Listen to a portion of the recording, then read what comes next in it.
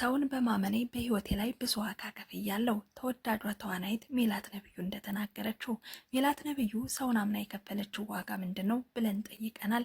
ምላሽ አለን፣ ታደምጡታላችሁ፣ ትማሩበታላችሁም። በቲክቶክ ፔሌ በሚለው ስሟ የምትታወቀው ወጣት ኤደን ዳንኤል 8 ጊዜ ቀዶ ጥገና ያደረገች ሲሆን 5 ያክል ቀዶ ጥገናዎች በስተት የተደረጉ ነበሩ። የፔሌን እውነተኛ የህይወት ታሪክ ከሰማችሁ በኋላ ስለ ህይወታቸውና ስላጋጠማቸው ችግር የምታስቡት መንገድ ሙሉ በሙሉ እንደሚለወጥ ስላመንበት እንዲህ ባለ መልኩ አዘጋጅተንላችኋል። ታደምጡታላችሁ። ብዙም እንደምታተርፉበት አንጠራጠርም። ሰላም እንደምን ቆያችሁልን? የተወደዳችሁና የተከበራችሁ በተለያየ ዓለም ጥግ የምትገኙ ውድ ሳምራን አዲስ ቤተሰቦች እኛን ቀዳሚ ምርጫችሁ ስላደረጋችሁ ምስጋናችን ላቅ ያለ ነው። እንደምታውቁት ሳምራን አዲስ አዳዲስ ወቅታዊ፣ አዝናኝና አስተማሪ እንዲሁም ማህበራዊ ጉዳዮችን እየዳሰሰ ወደ እናንተ ውድ ቤተሰቦች ተደራሽ የሚያደርግ መሰናዷችን ነው። ቪዲዮን ላይክ፣ ሼር፣ ሰብስክራይብ በማድረግ ከጎናችን በመሆን ድጋፋችሁ አይለየን። ሀሳብ አስተያየታችሁን ኮሜንት ሴክሽን ላይ ያስቀምጡልን። የለቀቅናቸው አዳዲስ ቪዲዮዎች በቀጥታ እንዲደርሳችሁ የደወል ምልክቷን ተጫኑ። እንዲህ ባለ መልኩ አዘጋጅቼ የማቀርብላችሁ ሪች ኦሪዮን ነኝ። አብራችሁ ይቆዩ። ወደ መረጃው አመራለሁ። በቲክቶክ ፔሌ በሚለው ስሟ የምትታወቀው ወጣቷ ኤደን ዳንኤል በቅርቡ በማራኪ ወግ ላይ ቀርባ ያካፈለችው የእውነተኛ ህይወት ጉዞ ለብዙዎቻችን ትልቅ የልብ ትርታና ድንቅ ትምህርት የሚሰጥ ነው። ታሪኳን ለመስማት ራሱ ትልቅ የልብ ጥንካሬ ይጠይቃል። በሆሳዕና ተወልዳ ያደገችው ኤደን ወይም በሶሻል ሚዲያ ስሟ ፔሌ በጥሩ ቤተሰብ በተለይም በተለየ አታችመንት ውስጥ ያደገች ለቤተሰቦቿ የመጀመሪያ ልጅ ናት። የመጀመሪያ ልጅ እንደመሆኗ ብዙ ኃላፊነት እንደነበራትና ቤተሰቦቿ ትልልቅ የሚባሉ ውሳኔዎችን ጭምር ሲወስኑ እሷን እንደሚያሳትፏትና እንደሚያማክሯት ጭምር ትናገራለች። ፔሌ በ18 ዓመቷ የመጀመሪያ ፍቅር የጀመረችበት እድሜ እንደነበርና ከቤተሰብ ጋር በግልጽ በነገሮች ያወሩ ስለነበር የፍቅር ግንኙነቷንም ያውቁ እንደነበርና ያም አላስፈላጊ ወደሆኑ መንገዶች እንዳትገባ እንዳገዛትም ትናገራለች። የፍቅር ግንኙነቱ በስሜት እንጂ በብስለት የተጀመረ ባለመሆኑ ወዲያውኑ እንዳቆሙ ትገልጻለች። ታዲያም እንዲህ ባለ መልኩ ያደገችው ፔሌ በአንድ ወቅት ግን ሌላኛውና አሰቃቂው የህይወት ምዕራፍ ጀመረ። ከልጅነቷ ጀምሮ ከፍተኛ ድርቀትና ኃይለኛ የማቃጠል ህመም ይሰማት ነበር።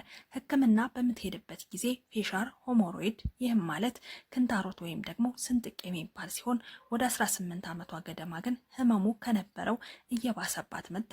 በዚህም ታዲያ የምትበላቸውን ምግቦች ሳይቀር ለመቀየር ተገደደች። እንደ ሩዝ፣ ስጋ አይነት ምግቦች ለድርቀት ስለሚዳርጓትና ህመሙን የበለጠ ስለሚያባብስባት ለማቆም ተገደደች። ህመሙ እንዲህ እያለ ከአቅም በላይ ሆኖባት አስተኛት። ጭብላ ስራ ለመስራት ትቸገር ስለነበር ተንበርክካ ስራዋን ትሰራ እንደነበረም ትናገራለች። ህመሙ በጣም የከፋና እጅን በሳት የማቃጠል ያክል ያቃጥላት እንደነበርና ሐኪሞቹም ህመሙን ሊያገኙላት እንዳልቻሉ በሽታው ቶሎ የማይገኝ አይነት እንደሆነ ከ7 እስከ 10 ዓመት ያክል ዲያግኖሲስ ለማግኘት ረጅም ዓመት እንደሚጨርስና ቶሎ እንዳልተገኘላት ለ10 ወራትም ለመተኛትና ለመነሳት በሚያስቸግር መልኩ እንዳሰቃያትና የግድ ግን መስራት ስለነበረባት ትንሽ ሻል ሲላት ወደ ስራ ገባች። በዚህ ሁሉ የህመምና የስቃይ ሁኔታ ውስጥ ሆና ግን የግሏን ቢሮ እስከ መክፈትም ደረሰች። ቢሮዋን በከፈተች ማግስት የ3 ወር ደሞዝ ሁሉ ከፍላ በደስታዋ ማግስት ግን ከተኛችበት መነሳት አልቻለችም። ህመሙ በጣም ስለከፋባት የሀገር ውስጥ ሐኪሞቹም በሽታዋን ሊያገኙላት ስላልቻሉ ከአቅማችን ውጭ ነው ተብላ ወደ ህንድ ሀገር ያላትን ገንዘብ ይዛ ለህክምና ህንድ ሄደች። እዛ ሄዳ ህክምናው ተስፋ ቢያሳያትም ግን ተመልሶ ህመሙ እጥፍ ደረብ ሆኖ ያሰቃያት ጀመር። ከዛም ሰርጀሪ ለማድረግ ተገደደች። ሆኖም ግን ሰርጀሪው ስህተት ነበር። ሰርጀሪው በራሱ ሌላ ከባድ ህመም ፈጠረባት። ለመቀመጥ ለመንቀሳቀስ በጣም ተቸገረች። ሽንት ቤት ለመጸዳዳት በጣም ትቸገራለች። በምትጸዳዳበት ጊዜ እጇን ትነክሳለች፣ ጸጉሯን ትነጫለች። ህመሙ በዚህ ልክ የምትሆነውን ያሳጣት ነበር። በዚህ የህመም ስቃይ ውስጥ ሆና እዛው ህንድ ሀገር የሚያከማት ዶክተር ጾታዊ ጥቃት ሊያደርስባት ይሞክር እንደነበረም ጭምር ትናገራለች ኤደን። ውድ ቤተሰቦች እስኪ ያስቡት፣ በከባድ የህይወት ግብግብ ውስጥ ሆናችሁ ከህመም ጋር እየታገላችሁ ደግሞ ሌላ ትኩሳት፣ ለሚያክማችሁ ሐኪም ጾታዊ ጥቃት ሲደርስባችሁ በእንቅርት ላይ ጆሮ ደግፍ ማለት አሁን ነው። ታዲያም ኤደን ገና በወጣትነትና በለግላጋ እድሜዋ ያልታሰበ ችግርና ባጋጠማት ህመም ምክንያት በአጠቃላይ 8 ግዙፍ ቀዶ ጥገናዎችን ወይም ኦፕሬሽኖችን ለማድረግ ተገደደች። እጅግ የሚያሳዝነው ደግሞ ከ8ቱ ቀዶ ጥገናዎች መካከል መካከል 5ቱ በሕክምና ስህተት የተደረጉና አላስፈላጊ እንደነበሩ በኋላ ላይ ነው ያወቀችው። አንድ ወጣት በሕክምና ስህተት ምክንያት እንዲህ ላይ ተደራራቢ አላስፈላጊ ስቃይ ሲዳረግ ምን ያክል የልብ ስብራት እንደሚሆን መገመት አይከብድም። በወቅቱ ያለችበት ሁኔታ እጅግ ከባድ ከመሆኑ የተነሳ በተፈጥሮ መንገድ መጸዳዳት አቅቷት በከረጢት ወይም ደግሞ ኮሎስቶሚ እንድትጠቀም ሆኖ ነበር። በቃ ምኞቴ አንድ ቀን ያለ ህመም እርፍ ብዬ መተኛት ነበር ስትል የገለጸችው ያ ህመም ዘመን ምን ያክል ስቃይ የበዛበት እንደነበረ ያሳያል። ህመሙና ስቃዩ ከመክበዱ የተነሳ በወጣትነት እድሜዋ ከፎቅ ተወርውሬ ብገላገል እስከ ማለት የሚያደርስ ጨለማ ሀሳብና ተስፋ መቁረጥ ውስጥም ገብታ ነበር። በዛ አስቸጋሪ ወቅት ገንዘብ የማይፈታቸው ችግሮች አሉ የሚለውን መራራ እውነት ተረዳች። ንብረትና ገንዘብ በራሱ ጤናንና ሰላምን ሊመልስ እንደማይችል በተግባር አየችው። ነገር ግን በዚህ ሁሉ የገሃነም ያክል በሚያቃጥል መከራ ውስጥ እውነተኛ የወላጅ ፍቅርና የቤተሰብ ድጋፍ አልተለያትም። እናቷ፣ አክስቷ፣ ሌሊ፣ ዘመዶቿ እንዲሁም በሶሻል ሚዲያ የሚከታተሏትና የሚወዷት ቅን ሰዎች ከጎኗ በመቆም የጽናት ምሰሶ ሆኑላት። ዛሬ ላይ ኤደን ያንን ሁሉ መከራ አልፋ በህይወትና በሞት መካከል ያለፉ ተስፋ የቆረጡና በህመም ውስጥ ያሉ በርካታ ሰዎችን የምታበረት ድንቅ የጽናት ተምሳሌ ትሆናለች። ወደፊትም ልጅ ወልዳ የማቀፍና ሙሉ በሙሉ ተፈውሳ በደስታ የመኖር ትልቅ ተስፋና ህልምም አላት። ይህ ታሪክ የሚያስተምረን ትልቁ ነገር ቢኖር ህይወት ምንም ያክል የከበደ ፈተናና ህመም ቢጥልብንም ከጀርባችን የሚቆም ቤተሰብና በፈጣሪ ላይ ያለን ተስፋ ከተጨመረበት የማናልፈው ጨለማ እንደሌለ ነው። ፈጣሪ ለኤደን ሙሉ ፈውስንና ጤናን ይስጣት። ለሁላችንም በየትኛውም ፈተና ውስጥ ተስፋ ያለ መቁረጥን ታላቅ ብርታት ያስተማረችን ድንቅ ሴት ናት።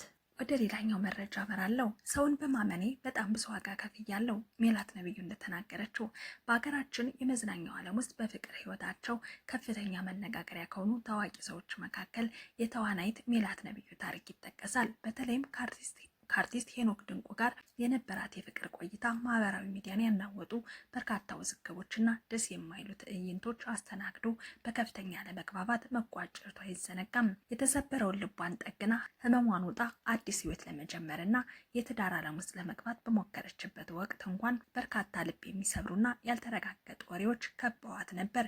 ነገር ግን ይቺ የማትሰበረው ሜላት አሁንም አልተንበረከከችም። በህይወቷ ያጋጠማትን ሽንቁርና የደረሰባትን ጉዳት እንደ ጠባሳ እያቆየች ከመቆዘም ይልቅ ሙሉ ትኩረቷን በእናትነቷ በልጆቿና በሚያካክሳት ስራዋ ላይ አድርጋ በሙሉ ጥንካሬ ወደፊት እየተራመደች ትገኛለች። ከሰሞኑ በአርቲስት አምለሰት ሙጬ በሚዘጋጀው ታዋቂው ፖድካስት ላይ እንግዳ ሆና የቀረበችው ሜላት ስለተወዛገበው የፍቅር ህይወቷ፣ ስላሳለፈችው ስቃይና ስለ ባዶ ቀሪው እምነቷ በልበ ሙሉነትና በግልጽነት ተናግራለች። ሜላት ፍቅር ይዞሽ ያውቃል ወይ ተብላ ስትጠየቅ በቅንነት እንዲህ ስትል መለሰች። አዎ ፍቅር ይዞኝ ያውቃል።